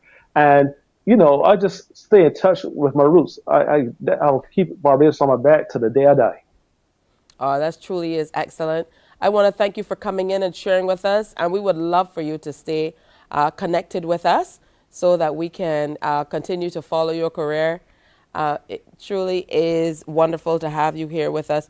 Chief photographer at WLTX TV, South Carolina, Columbia. Good to have you with us. And again, congratulations. Good to see the Barbados flag flying behind you too. Like I said, first time you come in the house, first thing you'll see. All right. I appreciate you for having me. Absolutely. And final word from you for anyone who might want a career, not necessarily only in TV, but, you know, in any area, and what you would say to them about going after it. Because what you said that stays with me is the fact that you determined, I want to work in TV, but you didn't necessarily have the experience to go along with it. But, you know, because that's what you wanted, you went after it and you got it. Yeah. Yeah, that's the thing, perseverance. Don't let anyone tell you you can't do anything. For anyone watching, you know, especially the younger kids, if you want to, you know, pursue certain goals, just keep going at it. Don't let anyone tell you no, just keep trying. If you get turned down at first, just keep trying, because eventually you'll get to where you want to be if you work hard enough. Absolutely. Thank you so much, and best wishes to you. Thanks for coming in. Thanks for having me. All right, wonderful stuff. And the guys told me to mention somebody else who is here in the studio with us, who was here from the time he was 17 years old. Isn't that child labor? Probably didn't have child labor laws back then. But Peter Bino, always good to have Peter in studio with us. And he worked here with the CBC team from the time he was 17 years old. I know there are a lot of people who've been in businesses for a long time, and sometimes we overlook them. So make sure you salute them today. So that's the show. I want to thank you so much for staying with us. Patricia Ben, thank you so much for your remedies. I'm certainly going to try it, and I'll tell you, but I'm going to get out and get some rest and see what's going on with this cough. So remember to wear your smiles today. Be good to someone, and be sure to come on back tomorrow to share with us. All right, remember today is Nonviolence Day, so make sure you bear that in mind as you go through the day. It's also World Habitat Day. All right, see you, God willing, tomorrow. Bye-bye. Wake up, wake up, wake up, wake up. Barbados, get up. Good morning.